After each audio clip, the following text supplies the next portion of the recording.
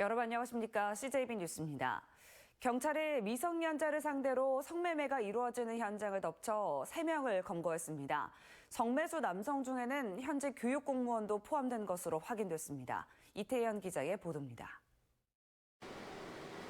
지난 16일 청주시 우암동의 한 모텔 앞 주차장.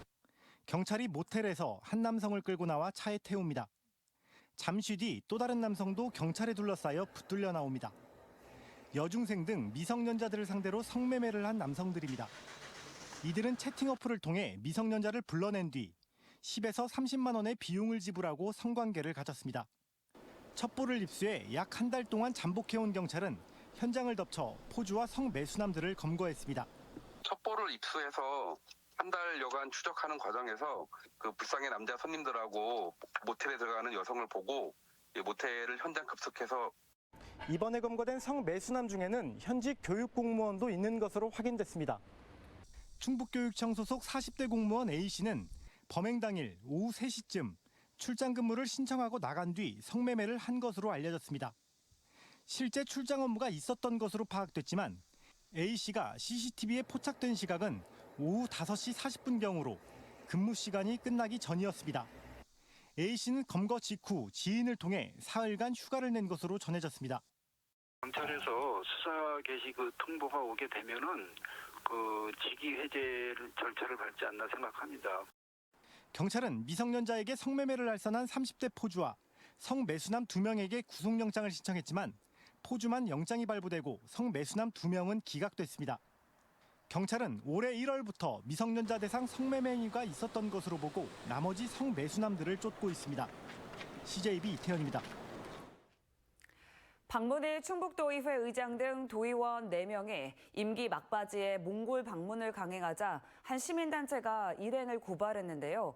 이 방문 일정을 마치고 귀국한 박문일 의장이 자신들은 떳떳하다며 고발단체를 명예훼손 등의 혐의로 맞고소할 가능성을 내비쳐 논란이 커지고 있습니다.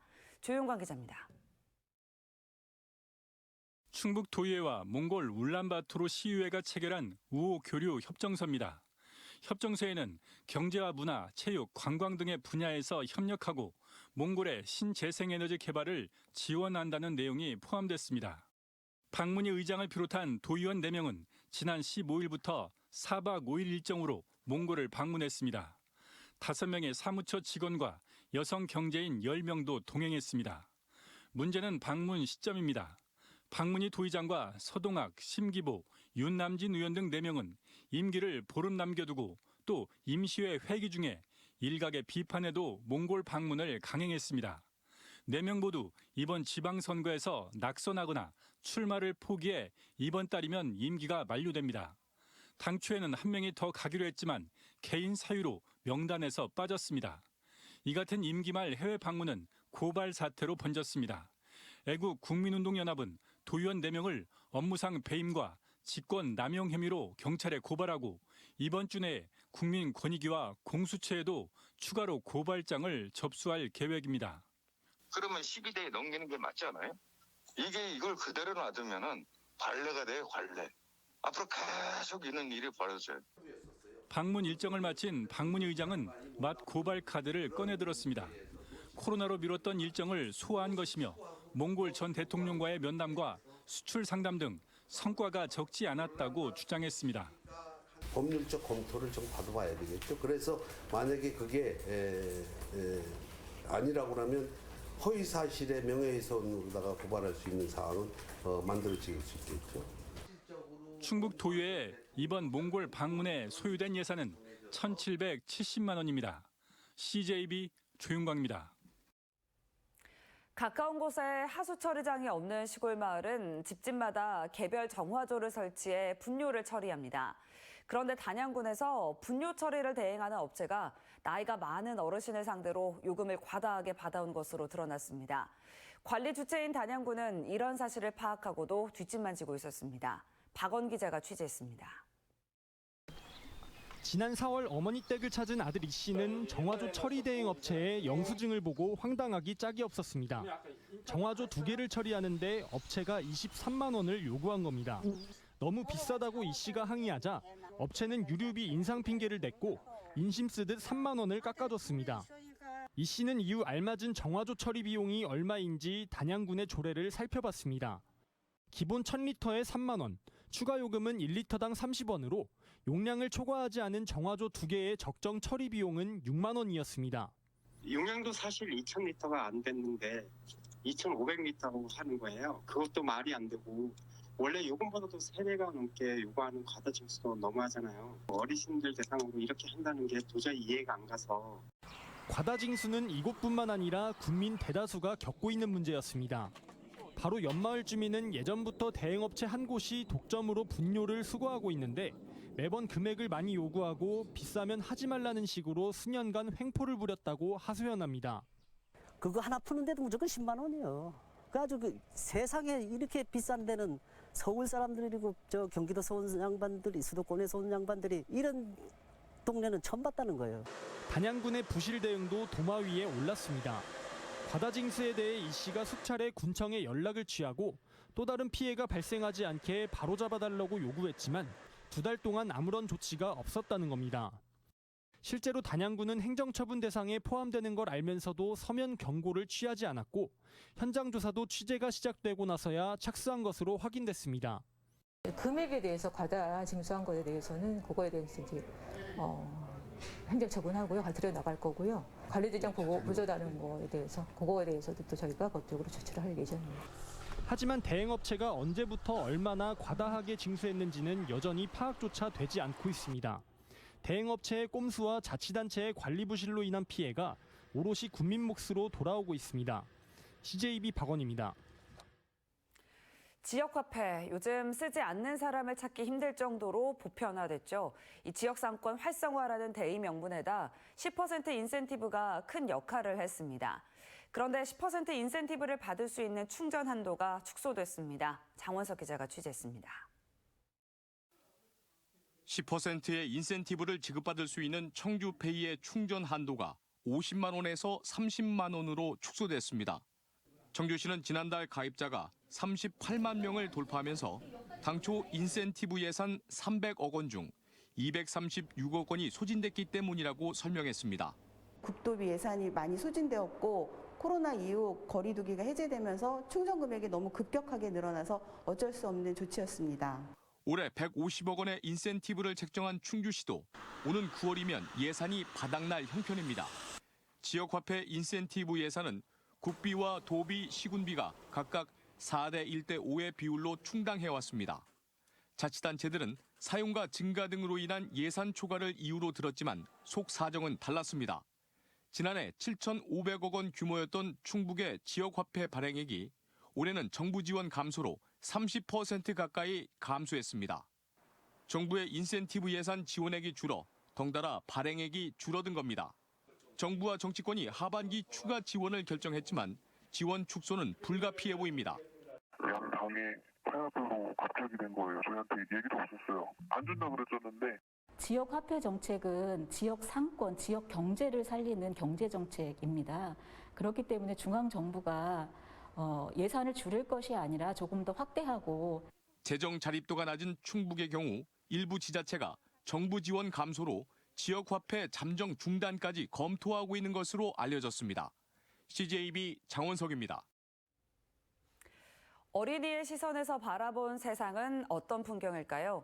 성인 중심으로 설계된 사회 곳곳에서 아이들이 느낀 불편과 개선점을 사진으로 담아냈는데요. 청주시와 초록우산 어린이재단이 구성한 눈높이 탐험대의 낮은 사진전을 안정은 기자가 소개합니다. 청주시 내덕동 국립현대미술관 외벽에 사진전이 열렸습니다.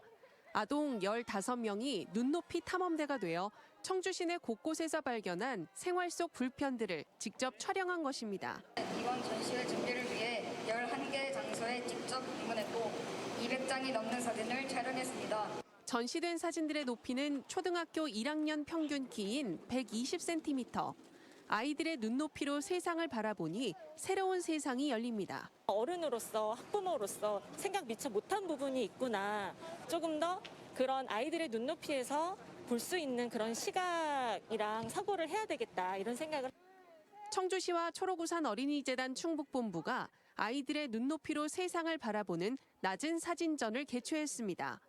화장실 가방걸이나 서점 등 어른들에겐 아무렇지 않았던 것들이 아이들에겐 장벽이 되기도 했습니다.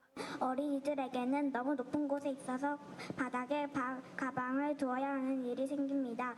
우리 스스로 여러 가지 책을 비교해보고 싶습니다.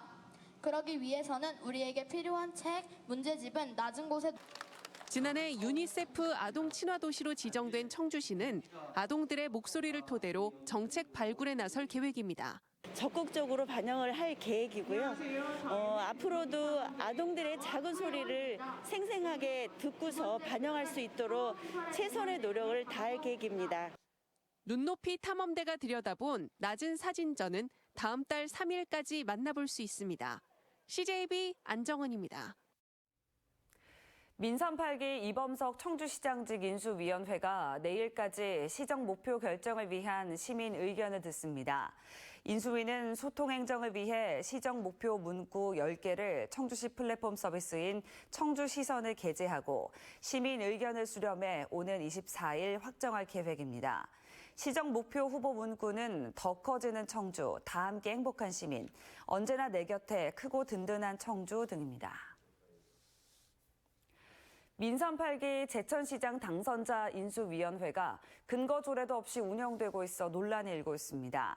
제천시의회는 어제 개회한 정례회에서 제천시장직 인수위원회 운영에 관한 조례안을 상정해 다음 달 중순쯤 공포 발의할 전망입니다.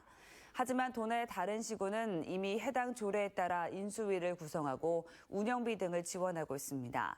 현재 인수위 조례 제정을 완료하지 않은 곳은 인수위를 구성하지 않은 충주시를 제외하고 제천시가 유일합니다.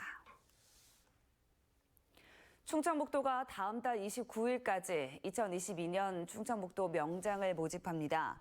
대상은 도내에 주소지를 둔 15년 이상 기술인으로 공예, 기계 설계 등 38개 분야 92개 직종에서 해당 기능 분야 발전에 크게 이바지한 사람입니다. 충북 명장으로 선정되면 3년간 매년 200만 원의 기술 장려금이 지급됩니다. 영화 별빛이 내린다 촬영으로 오는 23일 청주시 율량동 일부 구간이 부분 통제됩니다. 청주시 문화산업진흥재단 청주영상위원회는 오는 23일 오전 6시부터 자정까지 18시간 동안 청원구 율봉로 180번 길에 보행과 차량 통제를 실시한다고 밝혔습니다. 청주의 한 빌라에서 40대 여성이 숨진 채 발견된 사건과 관련해 청주 상당경찰서는 숨진 여성의 남자친구를 유력한 용의자로 특정해 추적하고 있습니다. 실종 신고가 접수돼 있던 40대 여성 A씨가 지난 19일 밤 8시쯤 남자친구의 집인 청주시 영운동의 한 빌라에서 숨진 채 발견됐습니다. 경찰은 A씨 시신에서 타살 정황이 발견됐다고 밝혔으며 현재 CCTV 등을 통해 숨진 A씨의 남자친구를 쫓고 있습니다. 이상으로 CJB 뉴스를 마칩니다. 고맙습니다.